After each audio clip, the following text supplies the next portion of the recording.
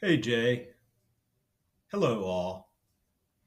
It's been a few weeks now since I last posted, mostly because a few of you got me thinking, reading, and researching further based on your comments that you offered. And thank you. In my last couple of posts, I said plainly that supernatural claims like virgin births, bodily resurrections, Jesus is the literal Son of God don't actually happen in reality. I also said that I see similar patterns of fabrication and exaggeration playing out in our politics, where lies or mistruths are told so often and so confidently that they start to sound like the truth. And after those posts, one of you said, "Well, what is truth really?" And another said, "Often the best stories just win." And those statements have stayed with me. The first, because it seems to question whether truth can even really be known. And the second, because it suggests that persuasion or repetition somehow make a thing real.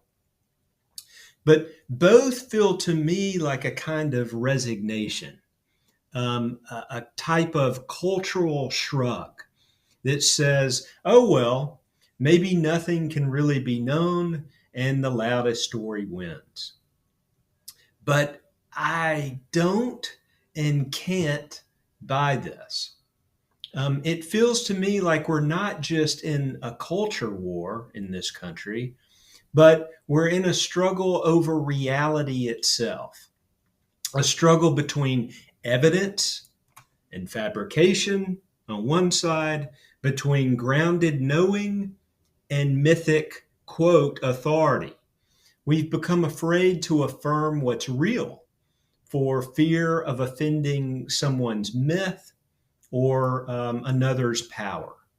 And it feels to me like a collective loss of confidence in reality itself. Even pluralism, something I value, I think is misunderstood. We've confused openness with indifference, as if respecting difference means pretending everything's equally true. But real pluralism isn't anything goes. It's sharing one world, bringing different interpretations together, and testing them against what's real. And some of what I've been reading these past weeks helps make sense of how many seem to confuse belief with reality itself. And I've cited some of these in the notes below if you care to explore them more. Psychological studies show that literal belief in supernatural events often correlates with belief in conspiracies and other authoritarian claims. A 2024 study in politics and religion found that people who interpret scripture literally are significantly more likely to believe in conspiracy theories. This same intuitive reason pattern drives both belief in literal beliefs and conspiracy theories. A 2023 survey from the Public Religion Research Institute found that literal believers are more prone to distrust science and support authoritarian leaders they believe are quote chosen by God. So, in short, people who accept supernatural or conspiratorial claims tend to rely more on intuition and are more susceptible to authority based beliefs.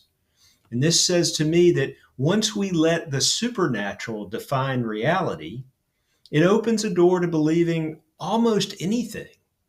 If you'll accept that the laws of nature can be suspended for one group's story, you might also accept other stories that aren't true about who is chosen, who is worthy, or who must be ruled.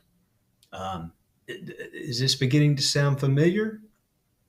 And I'm almost certain that we're seeing this play out right now in our country. So next week, I'll continue with a follow up post exploring how religious literalism is fueling political domination and hopefully offer some ways we might begin to reclaim reality itself. So, thank you so much for um, seeing and listening to me, and I hope to hear from you as well.